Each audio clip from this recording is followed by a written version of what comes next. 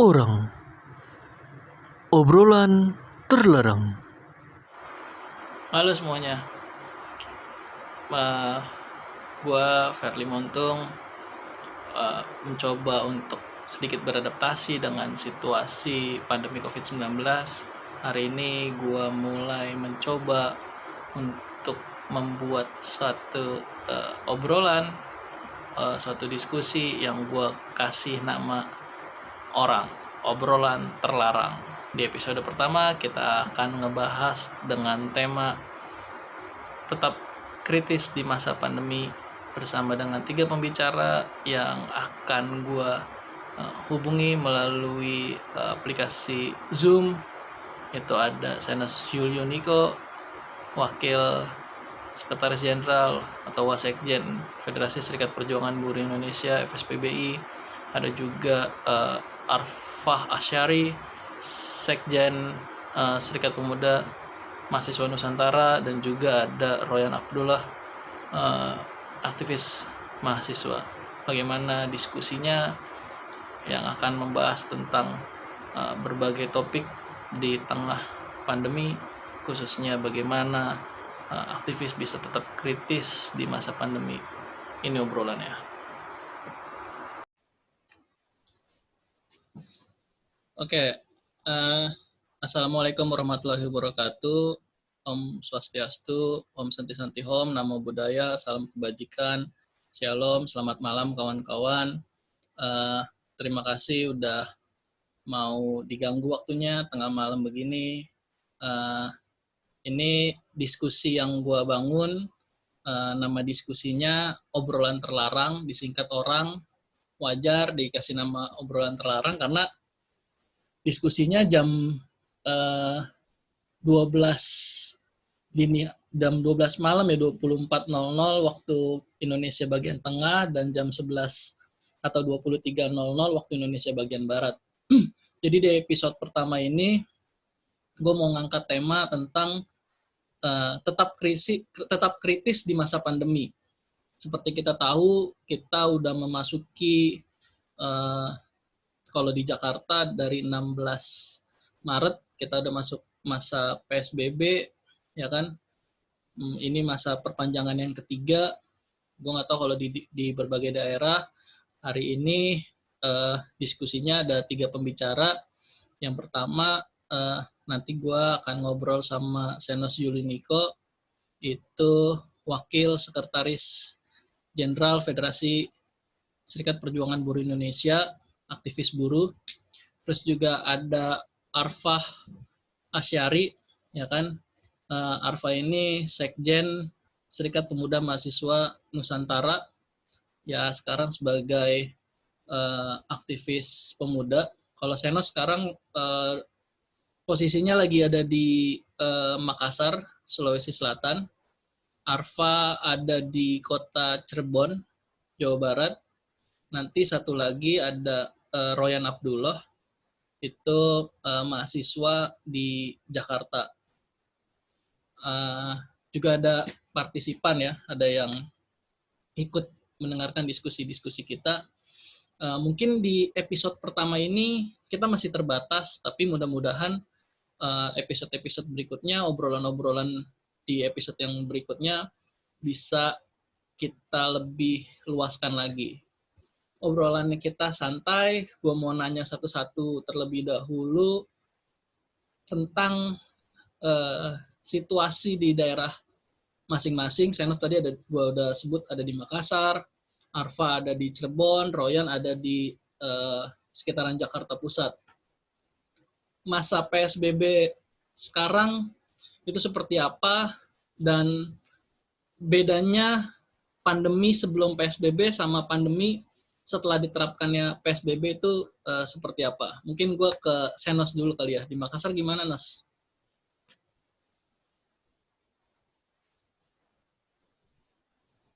Oke, terima kasih kawan Verly. Jadi diskusi kita sangat menarik temanya, bagaimana kritis di tengah pandemi, tetap kritis di tengah pandemi. Dan pertanyaan tadi terkait dengan bagaimana situasi di Makassar. Kalau gue sih ngelihat kayak di sini PSBB kurang berjalan dengan efektif ya. Karena kalau kita lihat di jalan raya misalnya, itu di masa PSBB yang sudah berlangsung sekitar 4 minggu di Makassar, tetap banyak sekali motor dan mobil yang berlalu lalang. Kalau kita lihat di pasar-pasar, di ruang-ruang publik, kayak taman kota dan sebagainya, itu juga masih banyak orang yang berkumpul dan berkerumun untuk berwisata, kayak naik sepeda lah, atau main basket lah, dan sebagainya. Jadi di Makassar sendiri, PSBB tidak berjalan dengan efektif, dan terkait dengan pengaruhnya terhadap dengan pandemi, kayaknya sih terus meningkat ya, kurvanya belum sampai puncak di Makassar. Jadi sejauh ini di Makassar lebih dari 500 orang telah terinfeksi dan terus bertambah. Nah ini yang sebenarnya harus kita sama-sama sadari bahwa PSBB ternyata kurang berjalan efektif di sini. Sehingga memang perlu dievaluasi dan perlu untuk kita bagaimana caranya agar dicarikan cara yang lebih efektif ke depan. Mungkin itu, Fer. Oke, thank you, Nos. Kalau Arfa, di Cirebon gimana tuh, Fah?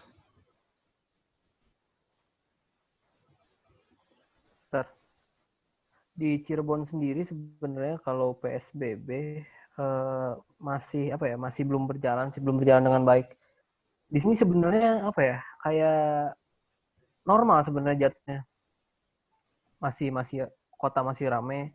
Dan sebenarnya kalau pakai datanya Picobar Jawa Barat, Cirebon itu salah satu kota paling sedikit lah yang menjadi korban positif. Bisa dicek di datanya di Picobar Jawa Barat. Cuman mungkin untuk di kota Cirebon sendiri emang lagi menerapkan, kan diperpanjang ya sekarang. Diperpanjang sampai bulan Juni kalau nggak salah. Di sini sendiri kan memang masih ada seperti kayak blokade jalan, beberapa akses masih ketutup. Cuman tadi jalan masih pasar mulai ramai gitu. Ada beberapa beritanya juga pasar mulai banyak lagi orang belanja. Sama mungkin ini sih kayak beberapa daerah, karena ini kan jalur provinsi provinsi, mau ke Jawa Tengah ke Jawa Timur pasti lewat sini kan. Jalur nasional kali ya, Pantura. Jalur nasional juga mulai ramai gitu, trafiknya dari Jabodetabek masuk ke Jawa Tengah.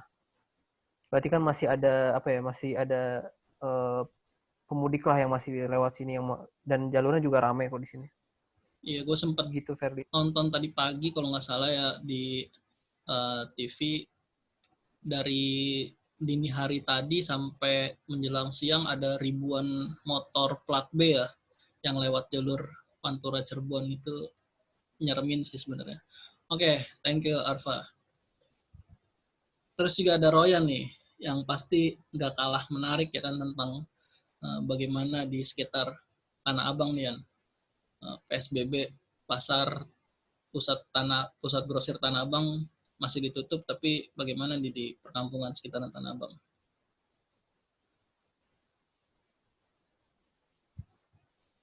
Terima kasih Bang Ferdi atas waktunya. Kalau penerapan PSBB di Tanah Abang sendiri sebetulnya sama kayak di daerah-daerah lain. Nggak efektif untuk mencegah penyebaran atau transmisi dari virus COVID-19 ini. Karena masih banyak sektor-sektor kerja yang diperbolehkan untuk beraktivitas, membuat transmisi corona ini nggak menurun kurvanya, justru makin meningkat. Dan rasa kesadaran dari masyarakat untuk nggak beraktivitas juga masih rendah karena pengawasan dari pemerintah di satu sisi ingin kesehatan diutamakan, tetapi ekonomi terus berjalan. Ini menurut gue dua hal yang nggak bisa berjalan dengan seiring gitu loh.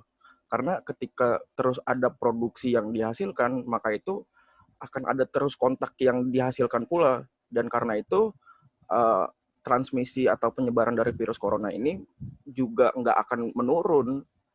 Nah karena itu di Tanah Abang sendiri, karena kebutuhan masyarakat menjelang Lebaran makin meningkat, akhirnya masyarakat pun bergerak untuk mencari uang. Misalnya beberapa pedagang yang datang ke Jakarta, datang ke Tanah Abang, itu membuka lapak pedagang kaki lima yang barang-barangnya ada di toko. Kan Tanah Abang tutup tuh, blok A, blok B, dan segala macamnya. Tapi dia dagang di depan, di kaki lima itu. Nah, terus juga pembeli juga merasa bahwa Lebaran sangat membutuhkan baju baru, padahal kesehatan menurut gue itu lebih utama. Dan Lebaran juga nggak utama baju baru kok. Yang penting gimana kita bisa kembali suci, meraih kemenangan dan segala macamnya lah.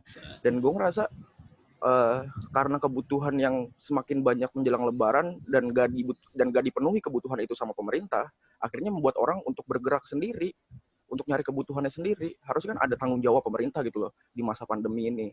Kalau gue sih ngelihatnya itu kurang efektif. Jadi sebelum PSBB dan setelah PSBB itu kurvanya nggak menurun gitu loh. Kebijakan yang diambil pemerintah justru harus, tadi Senos bilang, harus ditinjau kembali karena alih-alih pengen turunin kasus COVID ini dengan cara PSBB, tapi ternyata nggak menurun juga.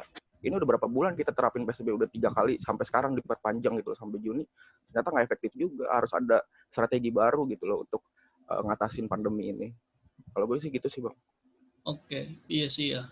Jadi kalau dari kalian bertiga secara umum PSBB nggak efektif lah ya. Kayak hari ini aja kalau misalkan data secara nasional pertambahan yang positif itu hampir 1.000 cuy, 900 sekian tadi. Gue nggak update sih yang di Jakarta berapa, tapi secara nasional hampir 1.000. Itu cukup parah sih menurut gue, yang tertinggi kayaknya hari ini nih. Gue masih di lu nih, Yan. Tadi kan lu sempat bilang kayaknya pemerintah pengen warganya sehat, tapi juga nggak mau nih ekonominya hancur, ya kan?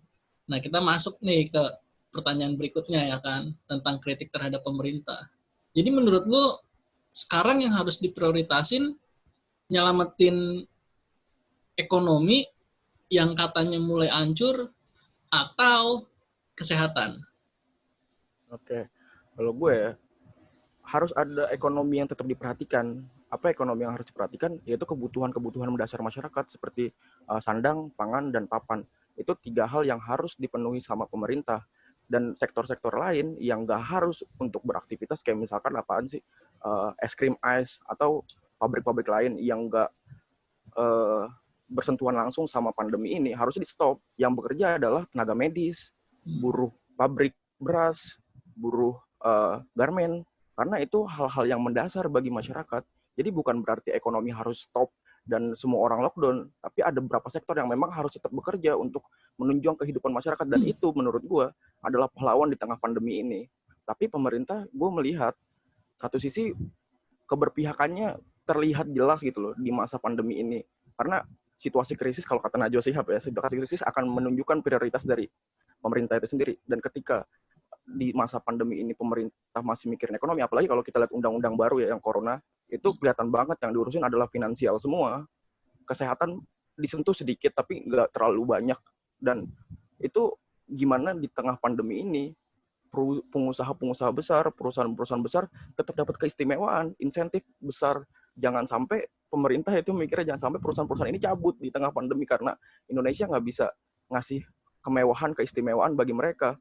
Dan itu gue lihat kelihatan banget pemerintah bukan kesehatan yang prioritas, tapi adalah ekonomi. Jadi gue lihat pendekatan yang diambil pemerintah ini cukup keliru ya kalau gue lihat, karena ekonomi yang diutamai, bukan kesehatan. Oke, gue nangkep. Itu sih Bang gue.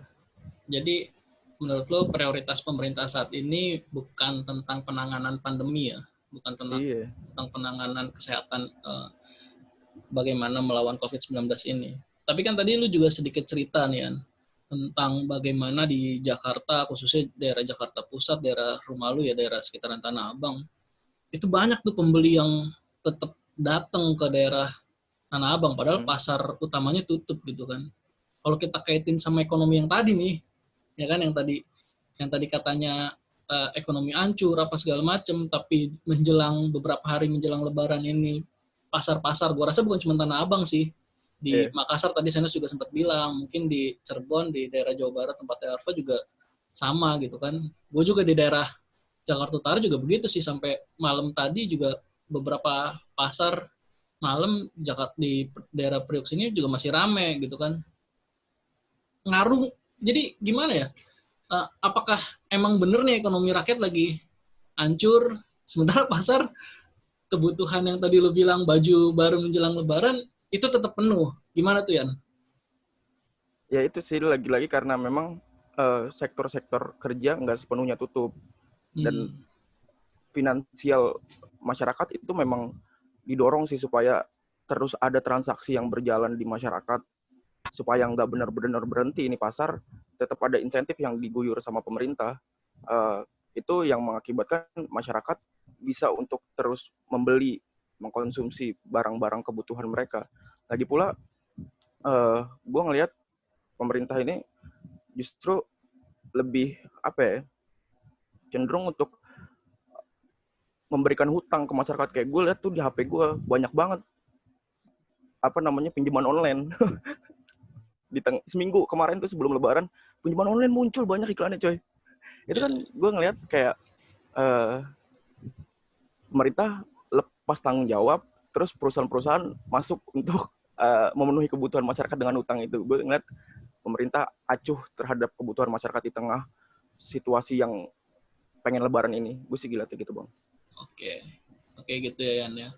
Kalau gue ke Arfa atau ke Senos dulu ya? Kayaknya mungkin ke Arfa dulu kali ya, karena tadi di awal Senos, gue kebalik dari Royan, Arfa, Senos. Kalau menurut lu, Fah, kebijakan di tengah pandemi ini tadi sebenarnya udah sempat disinggung sama Royan ya kan, bagaimana paket-paket kebijakan yang diumumkan sama Jokowi sebetulnya lebih banyak menyentuh ke persoalan finansial, lebih menyentuh kepada persoalan ekonomi. Menurut lo gimana nih tanggapan atau kritik terhadap kebijakan-kebijakan pemerintah hari ini? Jangan, Pak. Ya, jadi gini sebenarnya yang gue lihat itu saat ini adalah dilematis ya pemerintah. Ketika pemerintah mengedepankan sisi pada aspek kesehatan, tapi ada satu sisi juga di mana ekonomi masyarakat bisa dibilang lagi menurun. Sebenarnya kalau menurut gue ya, bahwa ekonomi adalah akibat gitu, bukan sebab. Jadi sebab dan akibat itu loh. Lebih baik kenapa nggak sebabnya dulu diperbaiki, baru akibatnya kita benahi gitu loh. Nah, di sini posisinya adalah ketika ketika misalkan tadi ada beranggapan bahwa harus misalkan karantina wilayah atau lockdown. Nah, di satu sisi pemerintah juga yang gue tangkap gitu ya, bahwa kayaknya kita nggak punya cost deh untuk ngehidupin masyarakat. Nah, di sini juga kan Presiden Jokowi waktu itu pernah bilang bahwa sampai 1,5 triliun per hari, antara 500 sampai 1,5 triliun ya, tolong dikoreksi kalau salah, untuk menghidupi daerah Jabodetabek gitu loh. Bagaimana dengan daerah lain? Itu baru dihitung 1 hari. Jadi sebenarnya intinya kita nggak punya dana darurat untuk kejadian seperti ini gitu. Nah, di 2018 sendiri kan udah ada undang-undang karantina. Ini yang jadi pertanyaan juga. Ada undang-undang karantina yang nggak bisa dipakai untuk saat ini. Sebenarnya kan untuk karantina wilayah momentumnya tepat banget kan ketika ada bicara masalah COVID-19 gitu. Yang harusnya jadi kayak nggak ada fungsinya gitu loh. Mereka menciptakan undang-undang tapi undang-undangnya tidak digunakan. Apakah situasinya beda atau tidak? Coba bisa kita ulas juga bareng-bareng. Undang-undang karantina wilayah juga salah satunya kayak diciptakan untuk melindungi ketika ada peristiwa yang seperti ini kan. Bahkan kayak mungkin bisa mereka bisa memprediksi gitu. Kayak undang-undang 2018 dipersiapkan bakal ada pandemi gitu. Kayak ada korelasi gitu ya. Kayak mungkin mereka coba mempersiapkan. Mungkin waktunya terlalu cepat. Nah, di lain sisi juga kalau bicara ekonomi juga kerasa kok di mana ketika usaha lagi turun-turunnya Dan ini juga bukan dirasain satu pihak doang kan. Nah kemarin juga kan pemerintah Jokowi coba ngasih insentif buat UKM. Sebenarnya kan yang harus menjadi perhatian utama saat ini adalah ekonomi menengah ke bawah kan. Dan salah satu unit usahanya adalah UKM. Nah ini yang perlu sebenarnya perlu diperhatikan gitu. Bagaimana menyelesaikannya. Mungkin tadi ada penjelasan mengenai kayak belum terrealisasinya pembagian bantuan sosial yang belum merata. Ini juga sebenarnya yang gue tangkap adalah bahwa ini adalah membuktikan sebenarnya Indonesia secara birokrasi memang masih belum bisa dibilang baik gitu ya. Bahwa misalkan harusnya ini tugasnya mungkin Badan Pusat Statistik gitu ya, yang bisa mengukur lebih jauh. Ini permasalahan BPJS yang mungkin dari dulu kita misalkan dari dulu udah perbaiki secara rapih gitu ya, secara yang menguntungkan buat masyarakat, mungkin tidak sekacau ini gitu loh. Bagaimana tumpang tindihnya. Ini juga dirasakan kok mungkin bisa dilihat loh di beberapa media bahwa ada permasalahan bantuan sosial yang tidak menyentuh masyarakat dan segala macamnya. Ini yang jadi masalah adalah ketika dipolitisasi sebenarnya. Ketika misalkan kayak situasinya bukan waktunya untuk jadi agenda politik gitu loh. Meskipun di Indonesia udah jadi hal lumrah gitu, nggak bisa dipisahin. Cuman memang sebenarnya waktu kita adalah saat ini untuk percaya terhadap data sih. Itu aja. Oke. Menarik banget ya tadi Arfa mencoba untuk menggambarkan sebab akibat ya tentang ekonomi sama kesehatan untuk meluruskan paradigma ya, mana yang lebih prioritas. Bukan berarti kalau prioritasnya kesehatan tapi ekonominya nggak dipentingin, nggak gitu juga ya, karena ini sebuah yang sebab ada hubungan sebab akibat tadi gitu ya. Terus juga Arfa juga sempat nyinggung masalah BPJS. Ini yang sebenarnya pengen gue tanyain juga nih ke Senos nih ya kan. Sebelum ke arah itu Nos, sebenarnya ada dua pertanyaan gue yang pengen gue tanya ke lu Nos. Yang pertama adalah kemarin itu sempat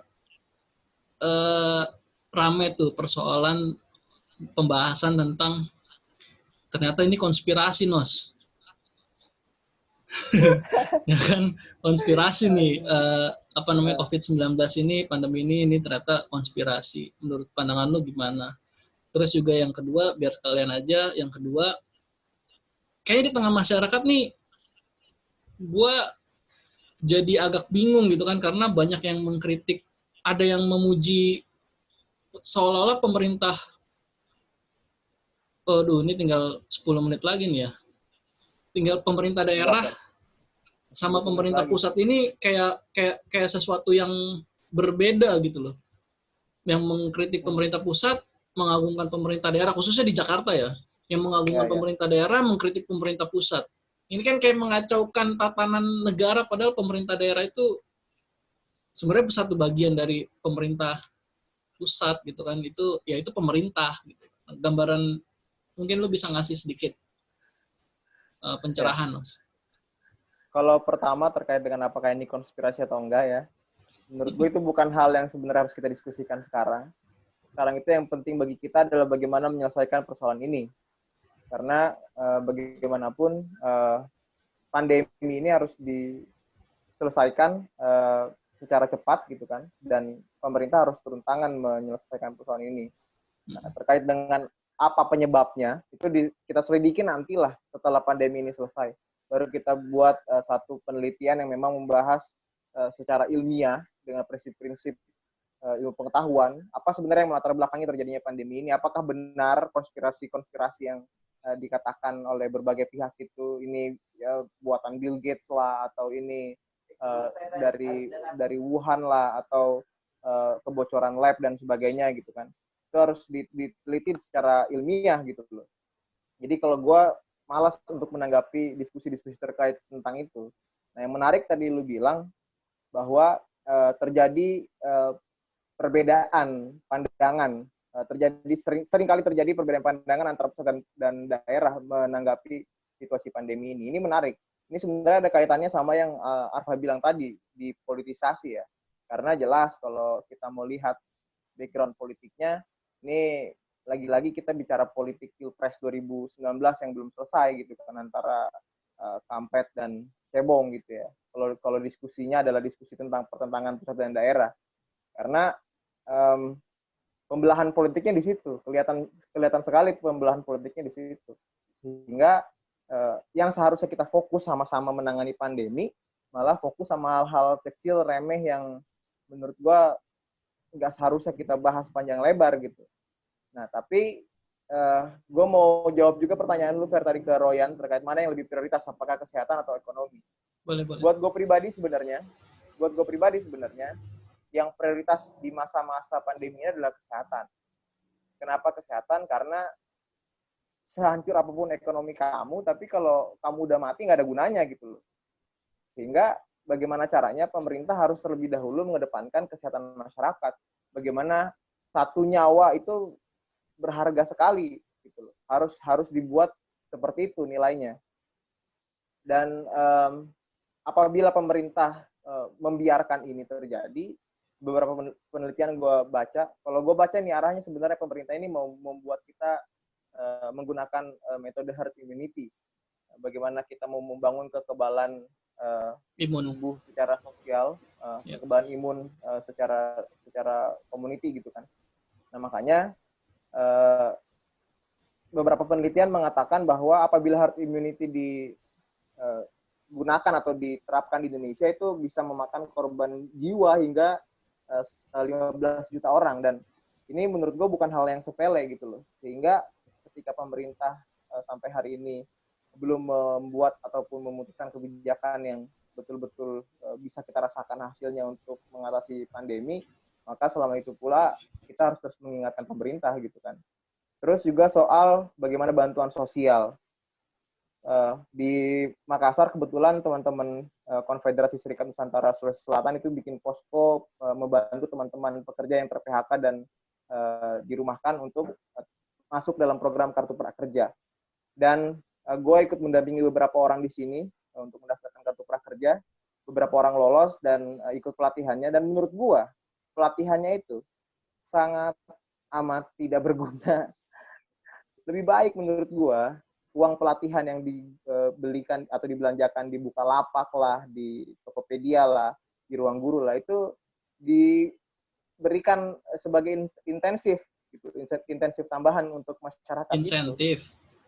Ya, insentif untuk masyarakat yang membutuhkan, karena yang harus dibelanjakan itu sekitar 1 juta rupiah yang tidak bisa digunakan untuk kebutuhan sehari-hari. Dan menurut gua seharusnya pemerintah mengalokasikan 1 juta rupiah itu untuk lebih diutamakan kepada memenuhi kebutuhan masyarakat gitu, dibandingkan belanja program-program pendidikan online yang disediakan di platform Kartu Prakerja sekarang. Dan menurut gua hal itu jelas ya ada konflik of interest, bagaimana kita tahu di media beberapa stafsus milenial mengundurkan diri akhirnya karena ketangkap basah. Bukan ketangkap basah sih, memang sebenarnya itu terang benderang ya, cuman kita aja yang selama ini nggak peduli gitu kan. Terlibat dalam beberapa skandal program pemerintah yang menggunakan jabatannya secara langsung maupun tidak langsung untuk mempengaruhi kebijakan gitu kan. Nah, makanya ini yang tadi Royan bilang, sebenarnya bagaimana pemerintah seharusnya lebih peka untuk melihat situasi masyarakat di bawah. Karena jujur aja di Makassar sendiri sangat banyak sekali pekerja yang kehilangan pekerjaannya. Bayangin ada 12.000 pekerja terdampak di Sulawesi Selatan ya. Hanya di Sulawesi Selatan. 12.000 pekerja terdampak, ribuan orang dirumahkan, dan ratusan orang di PHK. Dan mereka tidak lagi bisa memenuhi kebutuhan hidupnya. Bahkan ada salah satu anggota kita juga yang kehilangan tempat tinggalnya karena selama ini dia kontrak rumah. Terus ketika dia dirumahkan, dia nggak dapat penghasilan sama sekali. Akhirnya mau nggak mau dia nggak punya tempat tinggal, dan akhirnya kita tampung di sekretariat gitu kan, untuk bagaimana caranya dia bisa tetap bertahan di tengah situasi pandemi ini. Dan yang satu lagi yang paling penting kemudian adalah bagaimana kita membangun solidaritas antar rakyat. Ketika pemerintah, kita lihat, gue nggak bilang pemerintah ini main-main menghadapi pandemi, tapi seperti Roy yang bilang tadi, terlihat jelas kemana keberpihakan mereka, gitu kan, kemana keberpihakan pemerintah di tengah-tengah situasi krisis seperti ini. Nah, ketika pemerintah tidak lagi bisa kita harapkan sebagai rakyat pekerja, gitu kan, maka satu-satunya jalan bagi kita adalah membangun solidaritas antar rakyat. Kita bisa baca banyak gerakan solidaritas antar rakyat di tengah pandemi. Ada Rakyat Bantu Rakyat. Di sini juga kita bantu bagaimana membuka posko yang menerima sumbangan dari berbagai pihak. Dan kita, alhamdulillah kemarin sudah kita sebarkan ke teman-teman pekerja yang ter-PHK dan dirumahkan itu. Jadi itu sih menurut gue. Yang paling utama sekarang yang bisa kita lakukan adalah membuat seluas-luasnya gerakan Rakyat Bantu Rakyat. Itu, Fer. Oke, thank you, Nos. Gila, nggak kerasa ya. Ini masih baru awalan. Kayaknya gue mesti bagi dua. Jadi part 1, part 2, mungkin juga part 3. Ada banyak banget kritikan tentang kebijakan pemerintah di masa pandemi. Tadi Arfa sempat nyinggung masalah BPJS. Senes nyinggung masalah kartu prakerja. Dan banyak lagi persoalan tentang bantuan sosial, tentang tenaga kerja yang terimbas dari pandemi ini. Kayaknya seru banget. Mungkin diskusinya gue bagi beberapa part karena keterbatasan di media software yang kita gunakan kayaknya ya. Mungkin setelah ini akan gue lanjutkan di part yang kedua, obrolan terlarang episode 1, tetap kritis di masa pandemi. Terima kasih teman-teman. Oke, thank you, masih ada waktu untuk obrolan terlarang ini. Episode pertama, tetap kritis di tengah pandemi, part 2. Ya kan? Tadi di part pertama seru banget nih.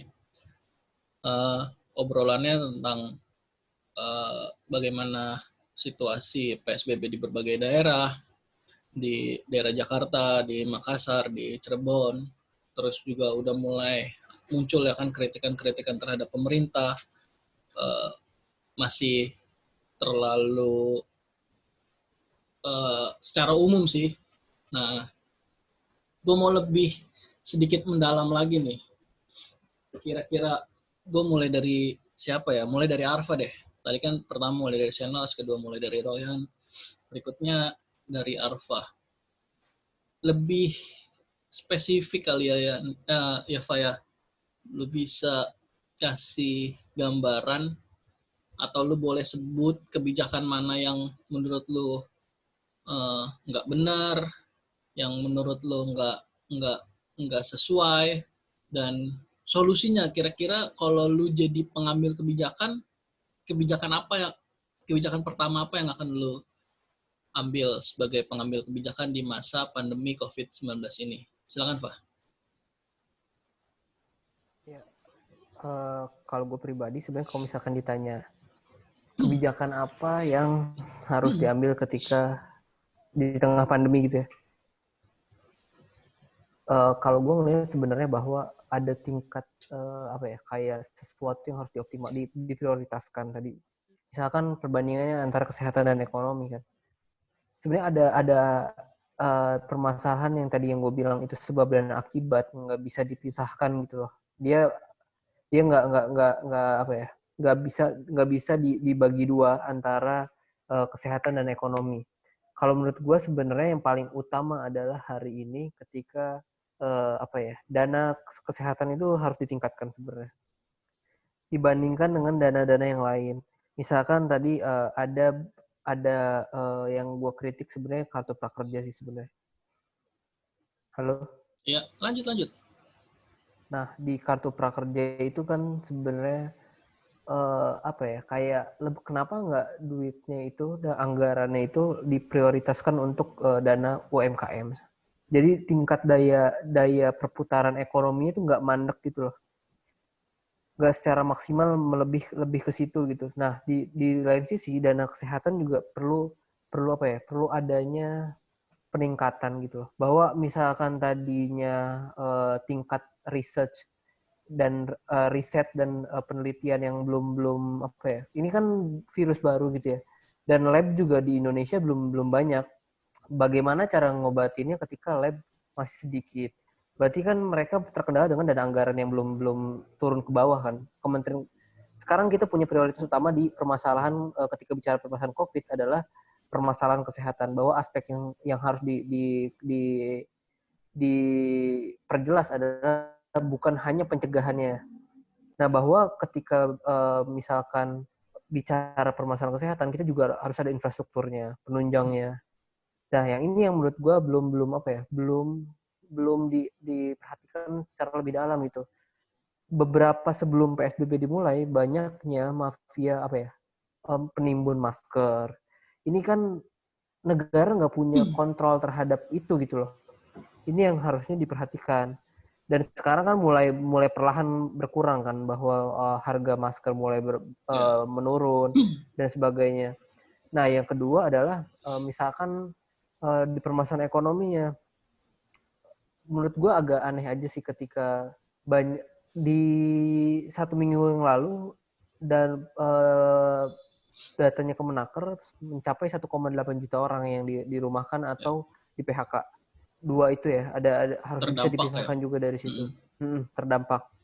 Dan ini juga bantuan yang harus diberikan sebenarnya bukan hanya sekedar edukasi gitu ya. Ini kan beberapa platform yang digunakan pemerintah dengan mengucurkan anggaran 5 triliun lebih itu ditujukan untuk memberikan edukasi kepada untuk teman-teman yang di PHK untuk belajar gitu loh. Sebenarnya menurut gue ada fungsi yang nggak berjalan kurang gitu loh, bahwa ya? Dimana ketika kurang efektif karena kan yang banyak yang di PHK gitu ya. Berarti kan perekonomiannya nggak berputar gitu. Harusnya target utama sasarannya bukan bagi platform bagi tapi bagi UMKM. Ketika UMKM diberikan insentif yang lebih besar, otomatis kan pekerja juga bakal terserap gitu di situ.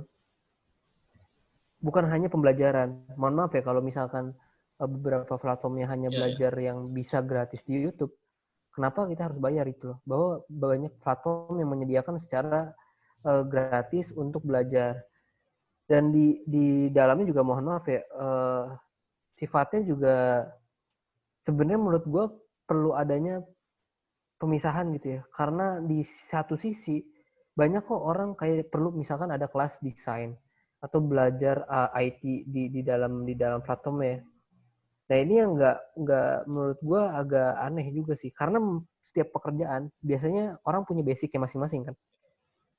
Mungkin nah, itu yang jadi maksud lo lebih kalau misalkan UMKM mereka bisa lebih langsung berpraktek gitu ya dibandingkan sekedar mendapat pengetahuan yang sangat amat dasar dan teori-teori yang cuma nonton di YouTube, informasinya kan kayak gitu ya. Ya. Cukup menarik sih ya apa yang dibahas sama Arfa. Mungkin gue mau lanjut ke Royan karena waktu kita juga pendek nih, terbatas nih ya kan. Sebagai orang Jakarta ya, mungkin pertanyaannya hampir mirip sama Arfa. Kalau tentang kebijakan, tapi lebih spesifik lagi Jakarta ya. Di awal masa pandemi ini, Gubernur Provinsi DKI Jakarta udah pengen nyekat nih, melakukan penyekatan. Ya kan, nggak ada yang boleh keluar, nggak ada yang boleh masuk Jakarta. Ya bahasa yang banyak dikenalnya kayak lockdown lah, yang udah diterapin di berbagai negara. Ya kan? Nah, kalau menurut lo, Jakarta butuh nggak sih kayak begitu ya? Kalau lu jadi pengambil kebijakan apa yang pertama akan lu ambil? Kenapa nih? Ada gangguan? Nggak kedengeran? Udah. Tadi tuh karena di unmute ya? Karena di mute. Udah gua unmute. Bang? Ya, masuk ya? Oke. Kedengeran nggak tadi pertanyaan? Kedengeran ya? Soal kebijakan ya? Kalau gue pertama-tama melihat kapan pandemi virus corona ini muncul. Virus corona ini muncul di ujung tahun 2019 ya. Ya. Di tanggal 31 Desember di daerah Wuhan, Cina. Nah, ketika virus ini muncul, pemerintah Indonesia menganggap ini sebagai lelucon, menganggap ini sebagai bukan ancaman. Sehingga pemerintah dengan mengacuhkan virus yang menjadi ancaman itu, mereka justru membuka pariwisata. Ngundang turis masuk ya? Undang turis masuk, ada insentif juga di pesawat kalau nggak salah waktu itu. Ya, betul. Dan kalau nggak salah buzzer juga sekitar 7M. Nah, gue ngeliat ada waktu space gitu loh dari Desember akhir itu sampai ke Maret ketika ditetapkan sebagai pandemi, ketika virus ini udah jadi global, itu ada space untuk pemerintah Indonesia siap-siap gitu loh. Musuh ini mau datang, musuh besar mau datang, pembunuh massal mau datang, kita harusnya siap-siap. Tapi pemerintah justru melakukan hal yang kontradiktif dengan tindakan yang seharusnya. Nah, ini yang menurut gue titik krusial bagi Indonesia pada waktu itu. Kalau saja pada waktu itu Indonesia dapat berbenah atau dapat mempersiapkan strategi yang matang, kayak Vietnam misalnya, itu Indonesia tidak akan seperti sekarang. Nah, Vietnam pada waktu itu, ketika virus ini muncul, mereka bersiap-siap dan menganggap virus ini sebagai musuh, dan setiap orang adalah bagian dari pasukan yang harus membunuh musuh itu. Jadi ada rasa solidaritas dari masyarakat bersama. Nah, itu nggak dilakukan sama pemerintah Indonesia. Di situ sih yang gue lihat harusnya pemerintah Indonesia melakukan tindakan, dan oke lah terlambat. Dan ketika virus ini masuk pun pemerintah Indonesia tidak bertindak siap siaga atau tidak bertindak langsung cepat gitu loh. Kalau gue jadi pemerintah Indonesia misalnya, yang akan gue lakukan adalah tes massal. Karena penyebaran itu, virus corona terkenal dengan transmisi yang cepat dan interaksi manusia yang cepat pula mengakibatkan virus berpindah tangan. Sebenarnya virus ini cemen, virus yang nggak bahaya-bahaya banget. Tapi karena transmisi yang cepat itu, akhirnya penyebarannya juga cepat. Nah, jadi solusinya adalah tes massal. Jadi kita tahu, kedeteksi di bagian mana aja wilayah-wilayah yang sudah terdeteksi virus corona. Sehingga daerah-daerah tersebut bisa diisolasi dan penyebaran akan mudah diminimalisir. Dan social tracking ya, kontak tracking, bahwa misalkan ada korban COVID atau pasien COVID yang telah terinfeksi, dia udah berkontak dengan siapa aja, itu harusnya dilacak dari situ. Dan sebetulnya pada waktu itu Indonesia justru pakai tes massal itu rapid test yang nggak terlalu cepat tapi nggak terlalu akurat. Ya. Ketimbang kalau kita pakai PCR. Kalau PCR itu di beberapa negara, Korea Selatan, Vietnam, dan beberapa negara lagi yang relatif berhasil dalam menangani corona, itu benar-benar masif tes massalnya. Dan itu tadi Bang Arfa juga bilang soal infrastruktur. Sebetulnya kita bukan sekali ini aja kena virus. Ya. Ada flu babi, flu burung, ada flu burung. Dan itu dapat ditanggapi dengan baik karena ini juga soal penempatan orang di posisi penanggulangan ini. Masa gue lihat ya, ini kan bencana kesehatan, bukan bencana sosial, bukan bencana alam. Kok orangnya ditaruh BPBD gitu kan, si Doni itu. Nah, gue merasa aneh kalau dulu ada Siti Fadilah, orang yang sekarang di dalam penjara Pondok Bambu kalau nggak salah. Dia benar-benar mengerti substansi ilmiahnya dan politik kesehatan dari WHO.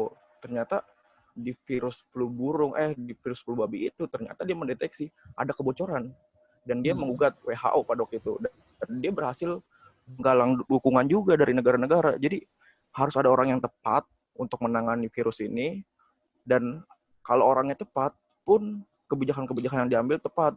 Seperti misalkan kalau pas waktu itu si Siti Fadilah langsung melakukan tes besar-besaran gratis, dan itu berhasil banget. Selain infrastruktur kesehatan yang juga dipersiapkan di awal, itu sih penting banget infrastruktur kesehatan. Kayak misalkan tenaga medisnya, tenaga dokternya, kayak di Kuba itu karena dia punya universitas gratis, Yeah. universitas kesehatan gratis. Tadi Senos juga di awal udah menyinggung soal mana yang lebih penting itu kan. Gue pernah lihat di artikel Indo Progress yang ngebahas Kuba dan Corona. Nah itu penting banget untuk kita mulai aware terhadap kesehatan masyarakat, aware terhadap kesehatan publik, karena tanpa ada masyarakat yang sehat, ekonomi, sosial itu nggak bakal berjalan. Jadi intinya adalah kesehatan masyarakat. Ketika masyarakat sehat, semua akan berjalan dengan baik. Dan Indonesia harus mulai aware terhadap itu. Ketika ada virus ke depan, infrastruktur udah rapi, tenaga udah rapi, dan orang-orang yang memegang posisi untuk menanggulangi COVID juga orang yang tepat, itu menurut gue dapat berhasil sih virus corona ini. Soal ekonomi ya, kalau soal ekonomi, gue lebih sepakat dengan beberapa artikel gitu yang bahas soal universal basic income, yang bagaimana masyarakat itu dijamin kebutuhan ekonominya dengan negara gitu loh. Jadi meskipun dia nggak kerja, meskipun dia kerja sekalipun, dia punya hak yang sama untuk mendapatkan kebutuhan. Misalkan di Amerika itu gagasannya Andrew Yang sekitar $1.000 untuk masyarakat Amerika. Itu menurut gue cukup tepat sih. Ketika jadi ada tanggung jawab negara. Ada gitu. jaminan Jangan ya. Negara, iya. Jadi ada silang juga gitu meskipun. Jadi negara sebenarnya nggak cuma mengelola sih, bukan dia ngeluarin duit. Tapi negara bahkan untuk mengelola uang masyarakat pun dia nggak mau gitu loh. Jadi seolah-olah pemerintah di PSBB ini masyarakat disuruh disiplin, tapi tanggung jawab pemerintah ke masyarakat ini rendah. Itu sih dilemanya gue ngeliat kayak pemerintah pengen ekonominya bagus aja sih, ketimbang kesehatannya yang diutamain itu sih. Ya, menarik banget ya yang lu sampein. Gue sepakat sih sebenarnya. Cara yang menurut gua belum dilakuin sama pemerintah Indonesia adalah dengan melakukan tes sebanyak-banyaknya. Sebenarnya udah dicanangin nih kalau nggak salah 10.000 rapid test per hari, tapi itu aja masih belum tercapai. Bahkan kalau tadi Royan bilang sebenarnya antara rapid test sama PCR atau apa satu lagi istilahnya swab test. Swab. Itu PCR rapid test akurasinya paling rendah gitu ya. Kemarin juga gue sedikit cerita ya. Kemarin gue beberapa hari yang lalu lah ya, gue sempat ikut rapid test di daerah Kemayoran, dan menurut gue itu salah satu akal-akalannya asuransi sih ya. Itu kan dari swasta yang ngadain ya kan. Akal-akalannya asuransi, bagaimana untuk supaya gue bisa dapat rapid test gratis harus isi form akun di aplikasi asuransi tersebut. Itu menurut gue salah satu kelalaian pemerintah sih nggak ngadain rapid test secara, gue nggak tahu sih ya ada atau enggak, tapi gue sulit akses untuk mendapatkan informasi di mana ada rapid test secara gratis massal di Jakarta. Oke gitu ya. Kalau gue sedikit bang, mungkin rapid tesnya ada, cuman nggak sebanyak kayak di negara-negara lain, kayak di Korea misalnya. Itu efektif banget. Korea yang awalnya kurva pandemi itu tinggi, tiba-tiba setelah tes massal itu rendah karena terdeteksi gitu loh di mana keberadaan si virus. Itu sih bedanya Indonesia dengan Korea. Oke deh, thank you Yan. Berikutnya gue mau ke Senos nih. Aktivis buruh mungkin lebih general kali ya. Beberapa hari yang lalu Presiden Jokowi udah nyampein kalau kita harus berdamai dengan COVID-19 atau Corona ini, ya kan? Yeah. Gue sih sebenarnya cukup bisa memahami ya. Berdamai itu bukan artinya ya lu damai gitu, tapi maksudnya kita sudah harus mulai bisa hidup terbiasa di tengah pandemi ini gitu ya kan. Bulan Mei biasanya kita gitu ya para aktivis atau lu sebagai aktivis buruh gitu biasanya bulan Mei ini bulan yang padat nih, mulai dari 1 Mei, 2 Mei, terus ada Hari Marsina sampai 21 Mei, 20 Mei Hari Kebangkitan Nasional, 21 Mei peringatan jatuhnya Orde Baru. Itu biasanya padat, dan sekarang kita di masa pandemi ini ruangnya sangat amat terbatas. Menurut lo gimana nih serikat buruh atau para aktivis bisa menyesuaikan diri kalau pakai bahasanya Pak Presiden Jokowi berdamai dengan COVID-19? Ya, terkait dengan hal itu ya. Jadi memang seperti kita ketahui bahwa di bulan Mei ini adalah kita sering sebut sebagai bulan perlawanan. Banyak sekali momentum-momentum perlawanan yang turut disebutkan. Marsina, May Day, Hardiknas, Hari Pendidikan Nasional, dan sebagainya. Tapi memang yang biasanya kita memperingati hari-hari besar perjuangan di masa lalu itu dengan melakukan aksi-aksi demonstrasi, di tengah pandemi ini kita tidak bisa melakukan hal-hal itu.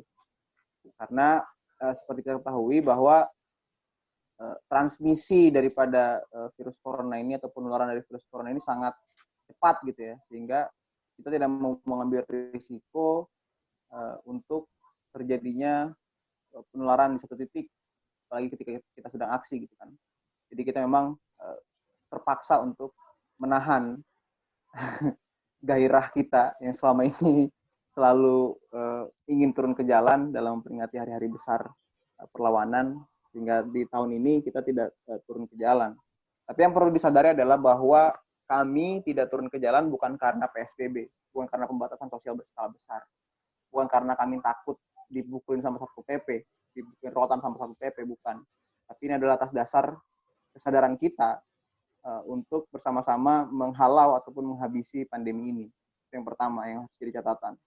Karena bagi kami di FSPBI, Federasi Serikat Perjuangan Buruh Indonesia, jangankan rotan Satpol PP, kalau itu urusan hak bagi pekerja, urusan hak rakyat Indonesia, oper senjata pun kami hadapi, begitu kan. Itu yang selalu kita sampaikan dalam diskusi-diskusi dengan anggota. Sehingga tadi kami tidak melakukan aksi-aksi berjalan itu bukan karena PSBB, karena kami menganggap PSBB itu adalah satu kebijakan yang sangat tidak efektif dalam menangani pandemi ini. Bagaimana orang dipaksa secara tidak langsung ya, dipaksa untuk tetap di rumah, tapi kebutuhan hidupnya sehari-hari tidak dipenuhi, sehingga ya mau nggak mau orang tetap keluar, mau nggak mau orang tetap harus cari makan. Karena kalau dia di dalam rumah kebutuhan hidupnya tidak dipenuhi, ya dia bukan mati karena corona tapi mati kelaparan gitu kan. Dia bukan mati karena corona tapi mati karena terlantar, nggak punya tempat tinggal. Nah itu hal-hal yang menurut gua menjadi penting untuk sama-sama kita sadari bahwa pemerintah sebenarnya punya kesempatan, tadi Ron udah bilang, punya kesempatan untuk membuat situasi tidak seburuk ini pada masa-masa awal pandemi. Tapi itu tidak dimanfaatkan dengan baik dan malah menjadikan corona atau COVID-19 ini sebagai jokes gitu kan. Gimana kita tahu Menteri Kesehatan Terawan pernah bilang waktu harga masker tinggi melonjak, kenapa kamu, suruh siapa kamu beli gitu kan. Terus tiba-tiba ketika situasi sudah genting, Menteri Terawan bilang bahwa semua harus pakai masker. Ya. Nah, ini hal-hal yang menurut gua sebenarnya bisa diantisipasi di masa-masa awal dan kita, ketika itu diantisipasi mungkin tidak akan sampai sejauh ini. Itu sih, Pak.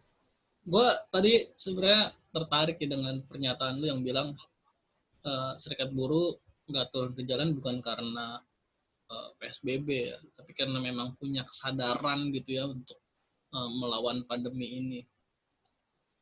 Kalau terkait dengan Omnibus Law gimana nih, Mas? Omnibus Law yang kabarnya ya kan masih terus tetap dibahas di DPR. Ya, jadi sebenarnya sebelum masa PSBB di Kota Makassar maupun di Jakarta, sekitar bulan lalu, bulan April awal, itu kita mau melakukan aksi demonstrasi besar-besaran untuk menolak menolak Omnibus Law gitu kan, karena bertepatan dengan jadwal sidang paripurnanya DPR RI. Cuma karena kita sadari bahwa pandemi ini mulai mulai dalam situasi bahaya juga di Makassar, maka kita urungkan niat itu.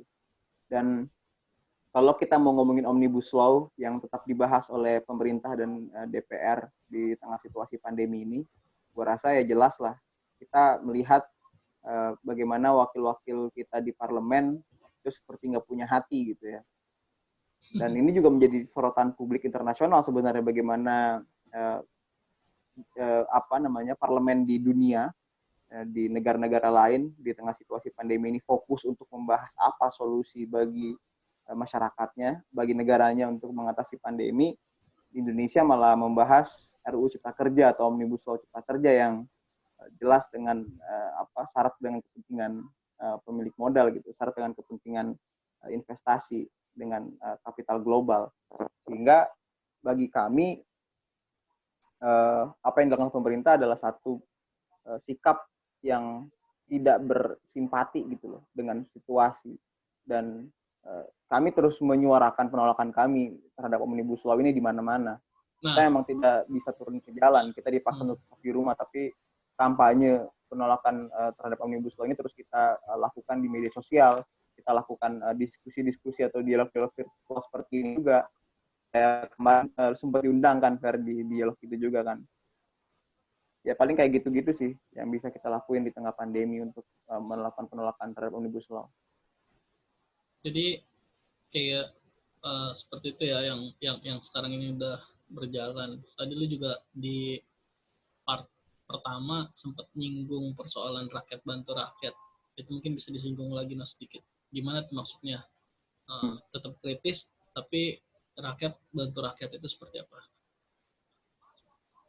Ya, jadi kan gini situasinya, kita tahu pemerintah disingkat gue bilang tadi, bukannya gue mau bilang pemerintah, ya oke, bukannya pemerintah mau main-main dalam situasi ini, tapi keberpihakannya kepada siapa kita bisa tahu. Nah, karena itulah rakyat pekerja, ya, gue bilang rakyat pekerja karena kalau rakyat yang bukan pekerja, yang pengusaha, yang punya modal, yang kaya raya itu nggak terlalu terdampak lah di tengah situasi COVID ini gitu ya. Tapi bagi rakyat pekerja, bagi buruh, bagi tani, bagi orang miskin di perkotaan itu sangat terasa dampaknya. Nah, ini yang gue bilang tadi, di tengah-tengah situasi ini kita tidak lagi bisa berharap kepada pemerintah. Karena pemerintah terbukti memang mengedepankan kepentingan kelas sosial yang lain dibandingkan kelas sosial yang tadi gue bilang sebagai kelas pekerja. Nah, karena itulah butuh kita tingkatkan solidaritas sesama rakyat. Bagaimana rakyat bantu rakyat. Kayak misalnya di Jawa, di Pulau Jawa, gue dengar itu kabarnya bagaimana SPP, Serikat Petani Pasundan bersama dengan KPBI, Konfederasi Persatuan Buruh Indonesia itu saling bertukar logistik, bagaimana tani memasok kebutuhan pangan bagi buruh dan buruh memasok kebutuhan sandang bagi petani gitu kan. Sehingga ini yang dilakukan di sana. Dan di Makassar sendiri kita di Konfederasi Serikat Nusantara membangun posko peduli kemanusiaan, bagaimana kita mengumpulkan donasi dari semua pihak, dari instansi pemerintahan, dari swasta, dari perorangan, yang kemudian kita distribusikan kepada para pekerja yang terdampak COVID-19 yang dirumahkan dan di PHK itu. Mungkin ini juga ada kaitannya sama yang tadi Arfa kayak tadi sempat singgung ya kan, bahwa kayak pemerintah juga udah kehabisan kali ya, nggak sanggup juga kayaknya untuk nanganin pandemi ini. Jadi mungkin secara umum bisa dibilang nggak usah lagi berharap sama negara, nggak usah lagi berharap sama pemerintah. Sekarang waktunya rakyat bersolidaritas, rakyat bantu rakyat gitu ya kira-kira ya Mas ya. Iya. Mungkin di 9 menit terakhir gue mau ke Royan dan Arfa.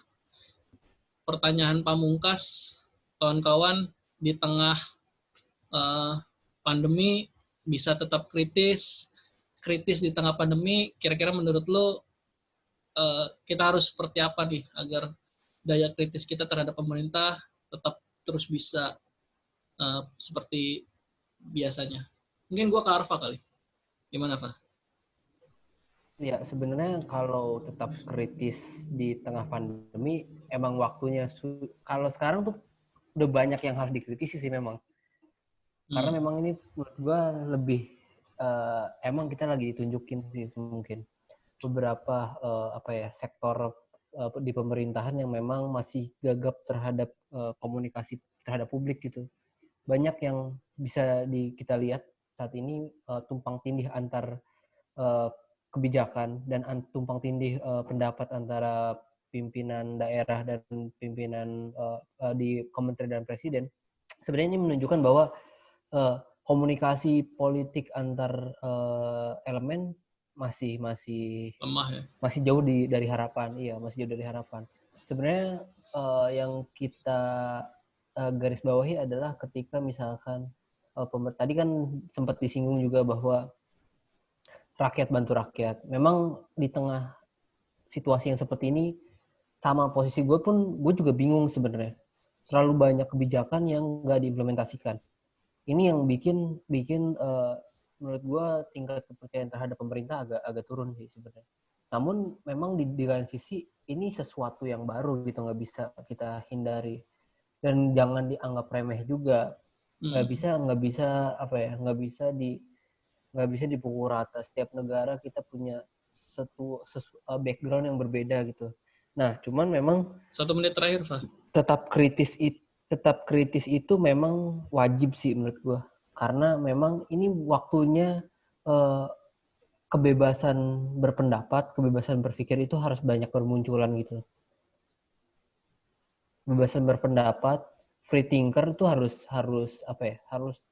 lebih muncul lah orang-orang seperti itu. Ini waktunya bukan lagi tugasnya pemerintah, tapi tugasnya kita semua untuk tetap kritis gitu. Gitu aja. Oke. Thank you, Fah. Ke Royan. Yan. Waduh, sebenarnya kayaknya lu harus lebih ada hal yang inovatif nih, Yan. Khususnya gue juga sedikit mau nyinggung kayak misalkan tadi sempat dibahas di part yang pertama tentang buzzer, apa segala macem. Kayaknya kalau misalnya ada orang yang rada kritis sedikit nih di medsos gitu kan, kritis ke pemerintah pusat, atau ada yang hajar, ya kan, buzzer-buzzernya, kritis ke pemerintah provinsi DKI misalkan, karena lo orang Jakarta ya, ada juga buzzer-buzzernya yang nyerang. Nah, menurut lo gimana nih inovasinya tetap kritis di tengah pandemi? Silakan, Yan. Ya, sebetulnya kan itu tadi awal, karena pandemi ini nggak memungkinkan orang untuk berkontak fisik, akhirnya kita berhubungan dengan media digital yang sekarang kita pakai gitu kan, terutama gadget, di mana banyak platform-platform media sosial di sana. Ya? Meskipun lu gaptek. Buset. Nah, itu bisa kita gunakan berbagai platform itu untuk jadikan media untuk mulai mengikis kepercayaan masyarakat terhadap partai politik, terhadap kekuasaan, bahwa hari ini kekuasaan itu tidak betul-betul berpihak terhadap masyarakat. Bahkan di tengah situasi krisis, mereka masih memikirkan pengusaha, masih memikirkan pemodal, dan tidak memikirkan kesehatan masyarakat sebagai prioritas. Di mana berbagai macam RUU disahkan, kemarin ada RUU Minerba, dan sekarang bahkan di tengah reses, dan reses itu sampai 14 Juni kalau nggak salah, setelah Lebaran itu akan ada agenda untuk melakukan pembahasan tingkat pertama, yaitu DIM, pembahasan DIM terkait dengan RUU Omnibus Law ini. Ini kan artinya melihatkan bahwa pemerintah itu nggak mengutamakan rakyat, tapi rakyat cuma dijadikan objek dari kepentingan pemodal gitu. Kita menyokong kekayaan si pemilik modal, si pengusaha itu. Jadi bisa kita gunakan berbagai platform itu untuk kita bikin krisis ketidakpercayaan terhadap partai politik, terhadap penguasa itu. Bagaimana caranya? Kalau mereka punya buzzer, kita juga punya influencer gerakan itu. Ada Lini Zurlia, ada Dandi Laksono, ada Roy Murtado, dan berbagai macam orang-orang yang punya followers banyak. Itu mulai kita satukan agenda perjuangan masing-masing bersama gitu loh. Harus ada isu bersama yang kita angkat, dan influencer yang punya followers banyak itu mulai nyebarin isu itu, sehingga ada pembicaraan publik yang lebih kritis gitu loh. Jangan terus-terusan publik itu dikasih pembicaraan yang konyol, misalkan kayak hashtag yang sering naik gitu loh, Jokowi off prank, terus ya malah sindir-sindiran antar pejabat gitu loh. Bukan justru kita melihat isu yang paling mendalam, isu yang paling penting, yaitu bagaimana masyarakat ini bisa makan, bisa terus hidup. Itu kan yang paling penting. Yeah. Kenapa mereka justru ributnya soal identitas gitu. Itu yang harus kita kikis gitu loh. Kita harus gunakan influencer gerakan itu untuk satukan agenda bersama. Jadi geraknya nggak usah lagi secara langsung, tapi kita juga bisa bergerak di media sosial. Itu bisa jadi kekuatan yang besar gitu loh. Tapi berarti gitu. lu Tapi Fer, belum itu Fer, gue mau nanggepin dulu Fer dikit Fer. Ya boleh deh. Gue mau nanggepin dikit. 30 detik. Ya. Sisa 3 menit Kan soalnya.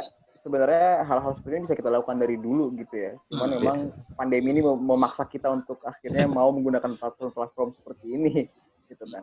Tapi jangan lupa juga bagaimana kasus yang terjadi dengan Raffi Patra yang lu sempat Raffi Putra yang sempat kita diskusikan juga sebelumnya di kanal yang lain gitu kan. Nah, ini yang harus sebenarnya kita pikirkan caranya bagaimana diskusi kita tetap aman gitu. Jangan sampai kita diskusi begini, tadi Royan bilang mau ngikis kepercayaan terhadap partai politik dan kekuasaan, kita dituduh mau makar gitu. Nah, itu yang menurut gua harus kita pikirkan gimana. Iya, justru sebenarnya tadi gua mau menyatakan bahwa berarti apa yang disampaikan Royan sebenarnya secara nggak langsung mau bilang media sosial hari ini masih diisi sama buzzer-buzzer politisi ya. Oleh mayoritas mereka gitu ya, dan isu atau suara rakyat ya hanya minoritas di media sosial seperti yang tadi lu bilang ya, hashtag yang viral pun, hashtag yang trending topik pun ya hashtag yang dimainkan oleh buzzer politisi gitu ya. Seru banget ya kayaknya obrolannya, tapi sayang banget waktunya sisa 2 menit. Mungkin ada part 3 atau kita sudahkan saja kawan-kawan? Part 3 lah ya. Gue sih siap sampai sahur bisa ini. Part 3 lah ya. Mungkin Omnibus Law-nya eksploitasi Bang di situ. Oh di iya. Omnibus Law-nya. Boleh deh.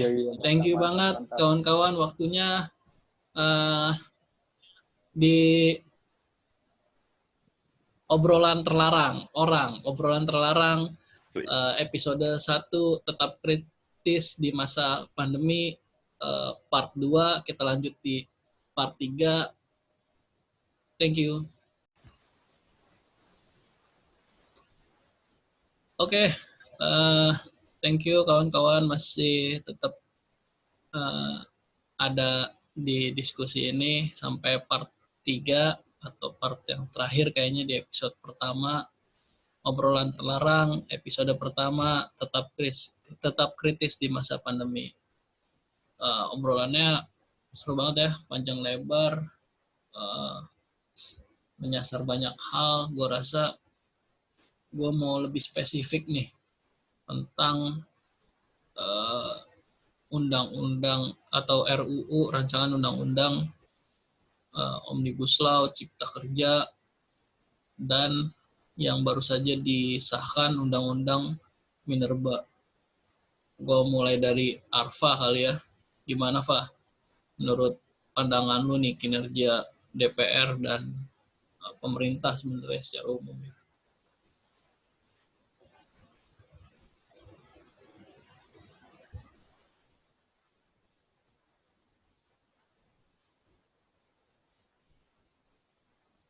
Sorry, Fa, kayaknya suaranya. Halo, masih pakai headset?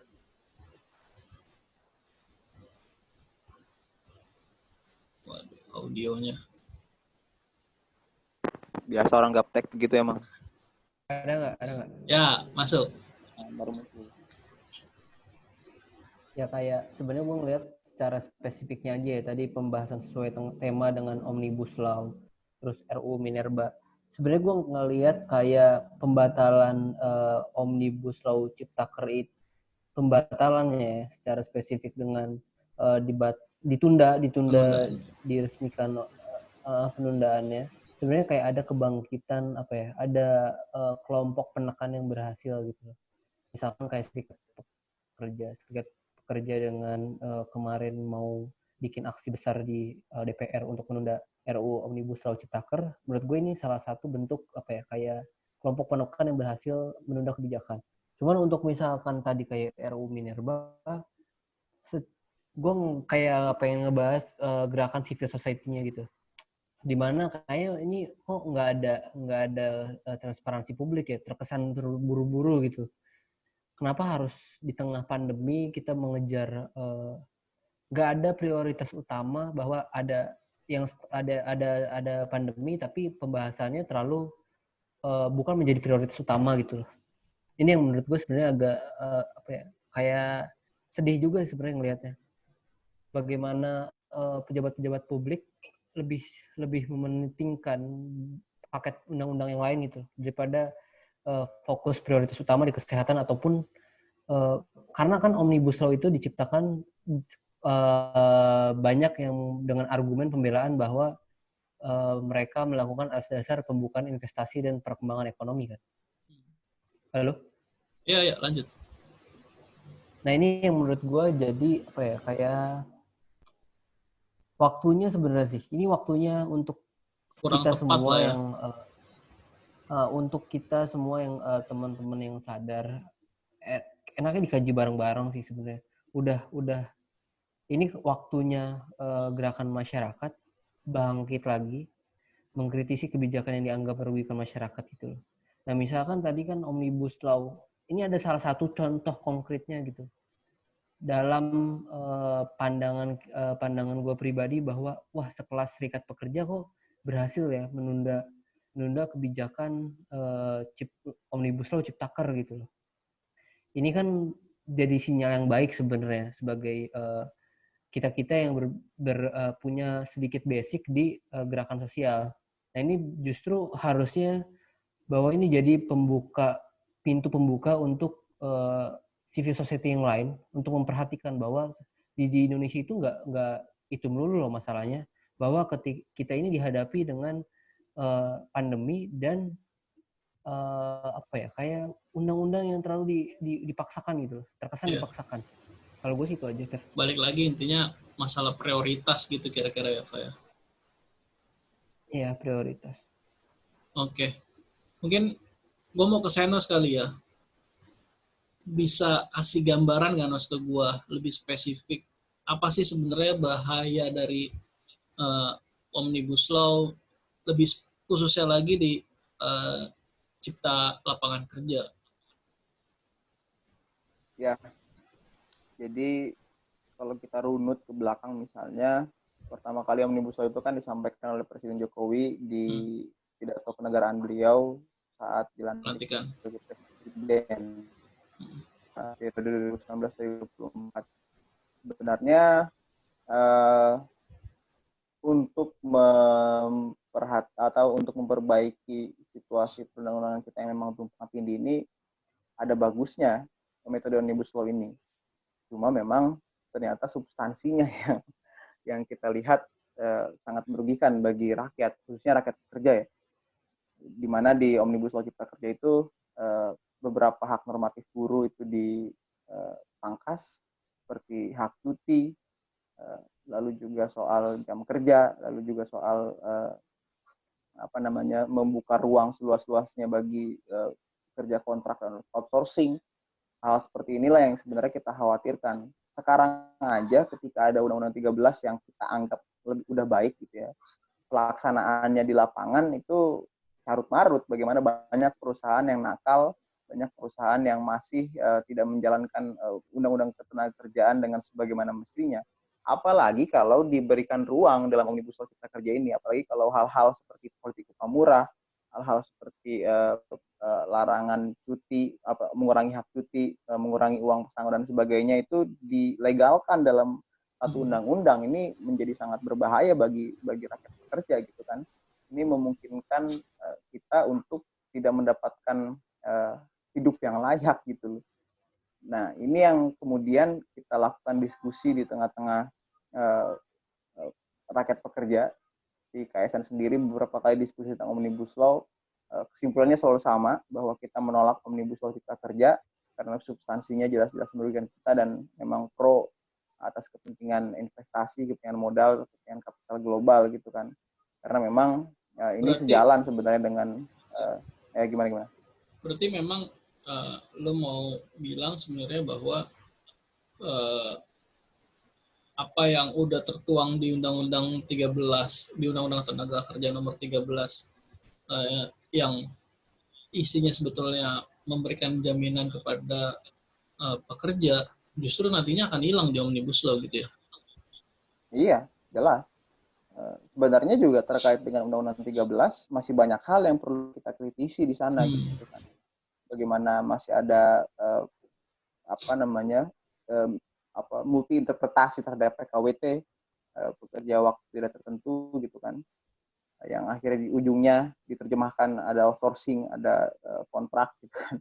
Nah, hal seperti ini yang sebenarnya kita juga kritis dari Undang 13, dan memang KSN dari 2016 itu sudah mendorong dirumuskannya Undang-Undang Pokok Ketenagakerjaan yang dirumuskan secara demokratis gitu kan, dan melibatkan ataupun partisipasi daripada rakyat pekerja itu sendiri.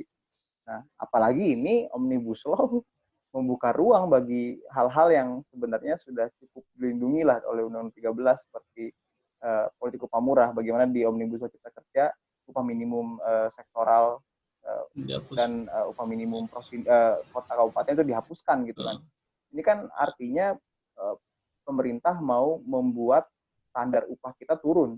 Jadi hanya standar upah minimum provinsi yang selama ini selalu jauh lebih kecil dibandingkan upah minimum kota dan upah minimum sektoral.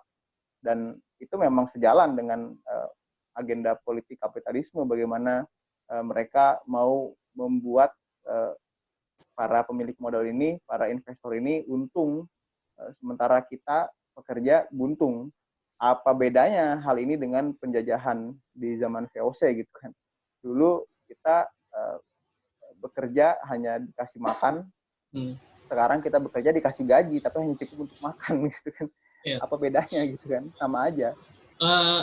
Nos, baru-baru ini gue baca ada pernyataan kayak gini, di tengah pandemi kapitalisme apa ya bahasanya, kapitalisme mengamankan keuntungannya. Menurut lo mengamankan keuntungannya terus? Menurut lo situasinya sebenarnya gimana nih? Tadi kan kita bahas banyak hal tentang ekonomi. Menurut lo sebenarnya pengusaha, konglomerat, elit-elit kapital yang lo singgung tadi, sebenarnya posisinya di tengah pandemi seperti apa sih? Bener nggak sih mereka ngalamin kerugian dan lain sebagainya? Jelas ya sebenarnya. Kalau kita baca artikelnya Dede Mulyanto kalau nggak salah di Indo Progress, kapitalisme tanpa gerak itu mati mereka. Dan pembatasan sosial atau pembatasan gerak manusia di tengah pandemi ini itu membuat mereka kesulitan untuk mengakumulasi kapital gitu kan, untuk melakukan produksi dan sebagainya. Karena memang tujuan mereka melakukan produksi kan untuk mengeruk keuntungan sebesar-besarnya dengan hanya mengeluarkan modal sesedikit mungkin. Sehingga di tengah situasi pandemi, jelas kalau bagi gue mereka akan mengalami kesulitan untuk bisa mengakumulasi kapital. Tapi kerugiannya sebenarnya kalau kita lihat dari 2 bulan terakhir ini nggak terlalu berefek besar sebenarnya. Karena, seharusnya ya? Seharusnya ya. Karena 2 bulan terakhir ini dibandingkan dengan akumulasi kapital yang mereka lakukan selama berpuluh-puluh tahun ke belakang, itu menurut gue belum bisa sebanding gitu loh. Sehingga itu yang selalu gue sampaikan kepada teman-teman yang dirumahkan, yang di PHK, bagaimana kita menuntut teman-teman tetap diberikan upahnya, karena kita melihat bahwa walaupun perusahaan bilang mereka rugi, ya buka dong laporan keuangannya minimal 2 tahun terakhir lah, untuk memang membuktikan mereka tidak mampu untuk membayarkan upah tenaga kerja. Tapi ini enggak. Teman-teman yang dirumahkan, teman-teman yang di PHK itu sama sekali tidak dibayarkan upahnya. Banyak yang mereka tidak dibayarkan. Kepastian juga apakah nanti setelah pandemi mereka bekerja kembali atau tidak gitu kan. Iya, itu hal-hal yang menurut gua menjadi penting untuk kita kawal gitu di tengah situasi pandemi ini. Benar-benar. Aduh, Royan kayak gua nggak tahu ada kendala apa. Tapi satu lagi, Nos. Terkait masih tentang ketenaga kerjaan. Gua mau minta pendapat lu tadi pagi atau siang ya gue lihat di berita Menteri Tenaga Kerja Ibu Ida Fauzia ya itu nyampein terkait THR, kalau ada perusahaan yang nggak membayarkan THR sesuai dengan ketentuan itu sanksinya ada 2 kalau gue nggak salah, sanksi administratif dan yang paling berat adalah pengurangan produksi. Menurut lu gimana tuh sanksinya? Ya, sebenarnya kan kalau kita lihat sikapnya pemerintah melalui surat edaran Kementerian Tenaga Kerja terkait dengan THR ini di 2020 di tengah situasi pandemi, bisa kebaca lah bahwa pemerintah mau memberikan kelonggaran sebenarnya terhadap perusahaan-perusahaan. Bagaimana di surat edaran itu dimungkinkan bagi perusahaan untuk menunda Cicil ya. pembayaran ataupun mencicil, ya. Padahal itu kan sebenarnya nggak dikenal dalam Peraturan Menteri Nomor 6 Tahun 2016 tentang THR gitu kan. Sebenarnya hari keagamaan itu nggak dikenal sebenarnya bahasa mencicil dan bahasa menunda itu nggak dikenal. Cuman karena situasi pandemi, pemerintah bilang bahwa ada kelonggaran-kelonggaran untuk perusahaan membayarkan THR-nya. Nah, terkait dengan apa yang disampaikan baru-baru ini oleh Menteri Tenaga Kerja kita, Ibu Ida Fauzia, terkait sanksi-sanksinya, ya itu memang jelas sebenarnya diatur dalam ketentuan perundang-undangan. Cuman kan yang selalu jadi soal di sini, di soal tenaga kerja adalah keseriusan pemerintah gitu loh untuk melakukan pengawasan, keseriusan pemerintah untuk menindak perusahaan-perusahaan yang nakal. Karena persoalan THR yang nggak dibayarkan itu bukan hanya terjadi di situasi pandemi, bahkan sebelum situasi pandemi di Normal pun tahun-tahun begitu ya. sebelumnya juga banyak. Iya, banyak sekali perusahaan yang nakal yang tidak membayarkan THR kepada pekerjanya, padahal itu sudah menjadi kewajiban perusahaan. Dan itu menjadi hak pekerja, karena yang perlu diingat dan perlu dicatat adalah THR itu bukan pemberian perusahaan secara sukarela. THR Bukan itu adalah hadiah gaji ya. G13 yang ada hitung-hitungannya. Iya, bukan hadiah. Itu ada hitung-hitungannya bahwa itu adalah hasil kerja kita sebagai pekerja Selisih gitu. upah ya kalau Yang nggak ada salah ya. yang ada kelebihan 4 minggu dalam 1 Ya. tahun itu. Nah, itu yang menjadi dasar pemberian THR sebenarnya kan. Oke. Itu sih, Fer. Gua mau ke Arfa karena Royan koneksinya nggak AFK, tahu kenapa ya. Royan AFK. Gua mau ke Arfa. Belakangan muncul lagi rame nih Indonesia terserah. Menurut lo itu bagian dari suara rakyat kah? Itu yang diharapkan kah? Atau seperti apa tuh Indonesia terserah? Sebenarnya kan fenomena hashtag Indonesia terserah itu kan mulai dimunculkan dan digaungkan sama ini kan, sama tenaga medis yang ada ya viral di beberapa media sosial. Sebenarnya menurut yang gue nggak bisa memastikan bahwa Indonesia terserah itu bagian dari protes ya, belum karena itu agendanya dari, bisa dibilang mungkin yang itu yang menyampaikan adalah tenaga medis gitu. Yang publik terima dari Indonesia terserah adalah sebenarnya mungkin ya, ini mungkin gue nggak bisa menyimpulkan secara pasti gitu. Indonesia terserah buat gue adalah sebenarnya kekecewaan dari tenaga medis ketika melihat banyaknya fenomena masyarakat melanggar aturan PSBB gitu. Mereka keluar tanpa menggunakan masker, tanpa adanya social distancing. Nah, ini mungkin menjadi kekecewaan bagi para tenaga medis. Sebenarnya di satu sisi gue support banget sih tenaga medis, karena udah banyak banget yang jadi korban gitu ya, dokter maupun perawat di rumah sakit yang tumbang gara-gara tertular dari pasien COVID gitu. Ini yang sebenarnya harus diperhatikan. Jadi aspek utama pemerintah adalah bukan hanya memikirkan masyarakat secara luas, tapi tenaga medis juga secara kesehatan, kesejahteraan. Karena mereka kan bagian dari pekerja ya. Mereka juga harus dilindungi. Bagaimana ketika mereka berkorban, justru mereka gugur gitu loh. Mereka mengobati, tapi malah diobati kan itu menurut gue agak aneh aja gitu. Harusnya mereka kan mereka itu garda terdepan gitu loh, yang harusnya nggak boleh gugur. Ketika mereka gugur, siapa yang mau ngerawat korban gitu. Dan Indonesia terserah juga sebenarnya harusnya jadi peringatan gitu buat kalangan masyarakat yang masih apa ya, nggak care dengan kesehatannya, perlindungan dirinya. Ini yang jadi masalah. Karena yang gue baca itu bahwa Indonesia terserah itu kan muncul ketika ada peristiwa di McD Sarinah ya, dan pelonggaran PSBB di Bandara Soekarno Hatta. Ini sebenarnya gue juga apa ya, kayak masih masih meraba sih sebenarnya.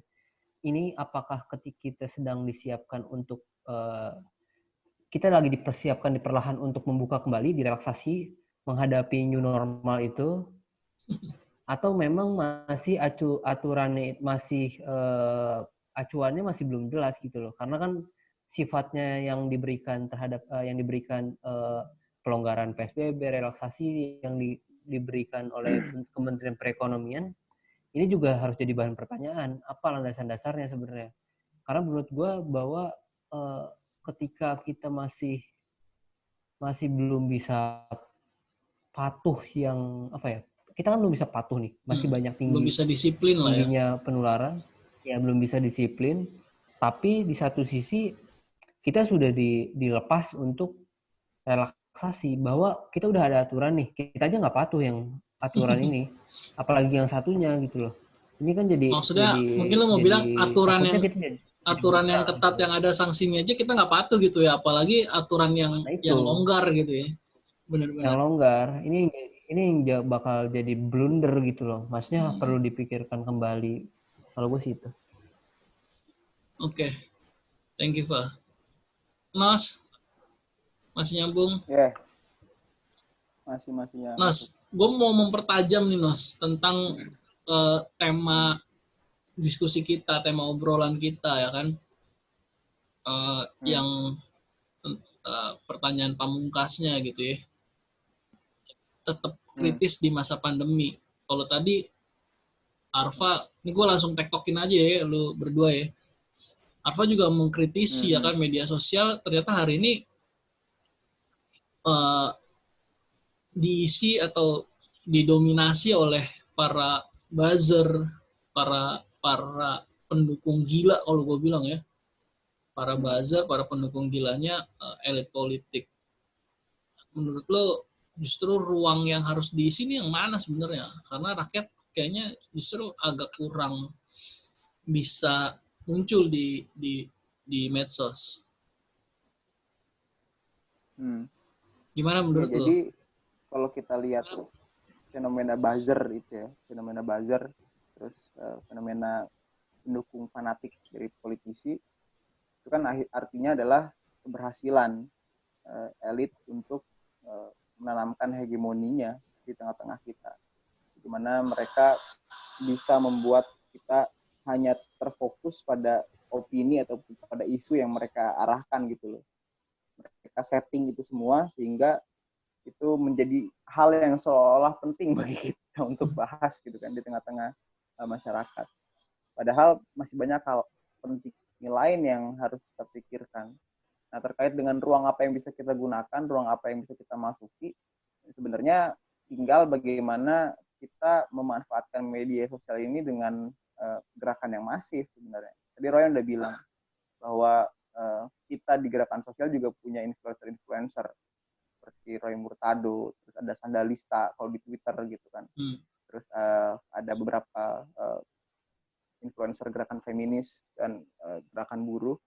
Nah, tinggal bagaimana teman-teman yang punya followers banyak ini, yang punya pengikut banyak ini, yang punya exposure gitu kan, bisa merumuskan satu setting yang membuat masyarakat lebih terbuka pandangannya, lebih kritis cara berpikirnya dalam melihat segala situasi gitu loh. Nggak hanya terbatas pada hal yang remeh, nggak hanya terbatas pada hal yang sebenarnya hanya di permukaan. Kayak misalnya soal identitas lah, soal kampret cebong lah, soal Anies Baswedan dan Jokowi lah. Itu kan sebenarnya hal-hal yang nggak bisa kita anggap mendalam gitu loh, diskusi di media sosial yang seperti Royan tadi bilang. Oh ya, by the way, Royan bilang katanya kuotanya habis, emang orang miskin gitu ya. Di tengah situasi pandemi dia nggak punya pemasukan, jadi nggak bisa beli kuota. Jadi kita lanjut bertiga aja nih. Nah, gue lanjut. Jadi tadi gue bilang bahwa itu tadi yang Royan juga sempat bilang tadi, bahwa influencer-influencer ini yang punya banyak followers yang bisa menggiring isu itu harus bersatu dan membuat setting secara bersama-sama agar exposure daripada isu yang kita coba untuk bangun, yang coba untuk kita sadarkan masyarakat itu bisa menjaring semua gitu loh, yang bisa membuat masyarakat diskusinya lebih hidup, lebih mendalam gitu. Nah, Tapi yang kemudian harus dikritisi adalah, iya. yang kemudian harus dikritisi adalah ada beberapa orang gerakan yang menggunakan cara-cara yang sama dengan buzzer. Ini yang menurut gue perlu dikritisi, karena buzzer itu caranya adalah dengan hanya mengupas persoalan luar gitu loh, tanpa membuat itu lebih tajam ke dalam gitu kan, tanpa melalui satu pendiskusian, tanpa melalui satu kajian, tanpa melalui satu pendekatan ilmu pengetahuan gitu kan. Nah, banyak juga teman-teman kita di gerakan yang ini perlu dikritisi ya, perlu dievaluasi ke depan, yang menggunakan cara-cara itu. Tapi ujungnya bukan malah menarik perhatian publik, malah membuat isunya makin simpang siur gitu loh. Makin nggak jelas gitu kan. Nah, makanya hal-hal ini yang harus kita evaluasi ke depan. Itu sih, Kak. Terkait medsos, Nos. Ini kan sebenarnya ya kita tahu lah ya, segala sesuatunya ada nilai positif dan negatifnya ya kan. Seperti pembahasan sebelum pandemi misalkan tentang bagaimana gerakan mahasiswa justru terjebak pada gerakan-gerakan online seperti hashtag dan lain sebagainya. Nah, dengan bahasa kita harus berdamai, new normal ini, gimana nih dengan organisasi organisasi buruh, serikat buruh, organisasi mahasiswa, organisasi pemuda, itu gimana kira-kira ke depannya? Apakah memang ya semakin akan terkuras atau gimana? Mungkin juga pertanyaan yang sama untuk Arfa, nanti setelah saya langsung ke Arfa. Ya, Nos. Kalau gue sih ngelihat fenomena new normal ini ya,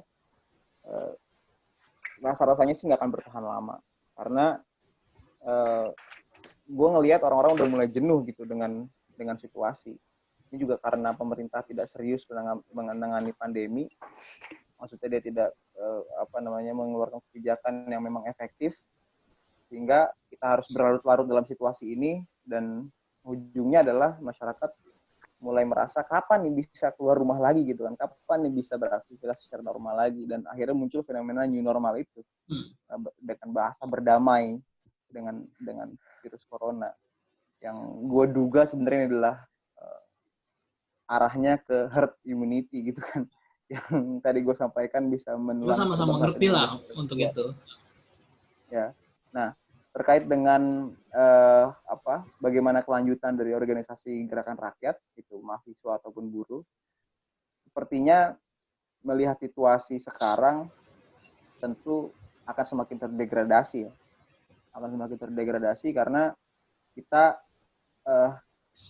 nggak punya lagi ruang untuk bisa berinteraksi secara langsung di tengah-tengah situasi pandemi dan di tengah-tengah fenomena new normal ini.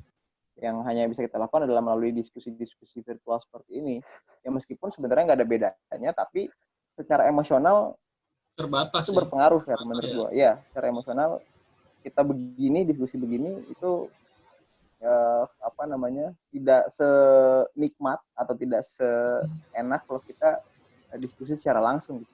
Itu ada perubahan-perubahan yang harus kita sesuaikan dengan situasi ini di tengah-tengah pandemi dan situasi fenomena new normal. Tapi harapannya sih ke depan kita bisa beradaptasi dengan situasi dan bukan malah melemah tapi malah menguat.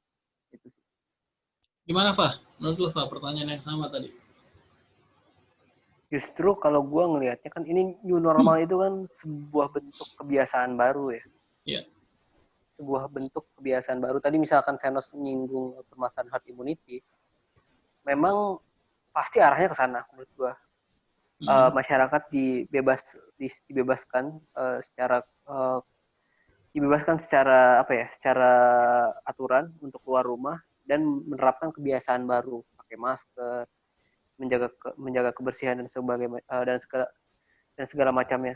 Nah, ini yang sebenarnya bahwa ketika tadi misalkan dikaitkan dengan gerakan, sebenarnya ini peluang baru justru bagi yang sudah siap. Nah, ini peluang baru bagi yang sudah siap untuk pindah gitu loh. Bahwa sebenarnya kita bisa belajar bahwa pemerintah dihajar habis-habisan oleh dihajar habis-habisan justru di media sosial kan, bukan di jalanan. Ini yang jadi pelajaran penting gitu loh, bahwa eranya sudah berubah gitu, bahwa kekuatan hashtag, kekuatan media ini sudah mulai beralih dari media, bahkan media massa pun mulai terkikis gitu, bahwa kebebasan individual itu ada di tangan kita sekarang masing-masing. Ketika orang yang satu mampu mempengaruhi di media sosial, mereka nggak perlu turun ke jalan, mereka bisa mempengaruhi sebuah kebijakan gitu loh. Ini untuk orang-orang yang sudah siap dan mau, sebenarnya udah waktunya gitu. Ini platform baru aja menurut gua. Dan apabila gerakan misalkan tadi kayak Serikat Pekerja ataupun LSM lainnya, bahwa ini adalah salah satu bentuk kayak media baru untuk memulai nggak perlu real gitu loh, bahwa ternyata menggiring publik itu nggak perlu turun ke jalan, dan ada platform yang baru gitu loh, mereka mengajak sebenarnya bahwa ada kelebihannya. Orang yang mampu mempengaruhi dengan ilmu yang baik sebenarnya bakal didengar orang sih. Banyak influencer yang coba menggaungkan informasi atau edukasi yang sekarang mulai dipilih gitu loh, bahwa sebenarnya Indonesia juga mungkin mulai sedikit terbuka lah, bahwa ternyata di Indonesia ini masih banyak yang perlu kita pelajarin, di dunia ini perlu banyak yang kita pelajarin, dan dicarinya di media sosial, bahwa ini untuk platform untuk menjadi civil society, penyadaran publik bahwa media sosial udah waktunya, sekarang ini waktunya, udah tepat nih waktunya untuk orang-orang yang punya ilmu, yang punya tujuan yang baik untuk muncul gitu, bukan diisi dengan buzzer. Nah ini yang menurut gue bakal jadi pertarungannya lebih seru gitu loh. Mantap, ini pertarungannya bukan antara negara dengan pemerintah, tapi dengan rakyat justru. Jadi, nah ini yang jadi sebenarnya lu kalau tadi Senos bilang ada beberapa kelemahan, tapi justru lu ngelihat ini sebenarnya peluang gitu ya buat gerakan rakyat untuk bisa ini momentumnya, ini waktunya untuk gerakan rakyat merebut isu-isu di media sosial gitu ya. Memang bener sih apa yang disampaikan sama Arfa, ada benernya, tergantung bagaimana kesiapan kitanya gitu loh, tergantung juga bagaimana kesiapan organisasi rakyatnya. Kalau menurut gue memang tentu nggak semua langsung bisa beradaptasi. Di saat ini yang gue lihat sih hanya ada beberapa yang bisa beradaptasi ya. Justru mungkin kayak yang terjangkau sama gue, yang bisa gue lihat misalkan kayak KPA misalkan, Konsorsium Pembaruan Agraria, yang rutin tuh ya beberapa waktu yang lalu ngadain beberapa kali diskusi online begini, itu menurut gua cukup bagus. KSN juga cuy, jangan lupa cuy. Hah? KSN juga, gila. Oh iya, setelah itu ya kan, cukup menginspirasi yang lainnya gua rasa. Iya. Mungkin pertanyaan tambahan kali dari gue ya.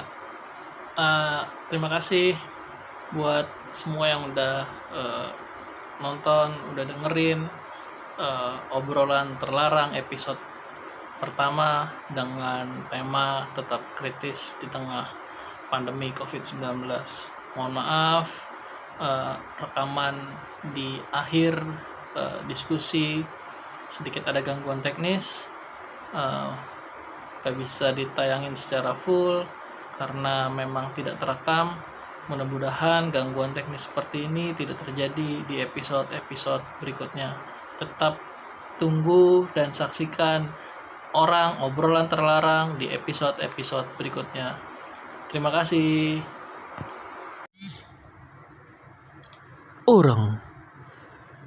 Obrolan terlarang.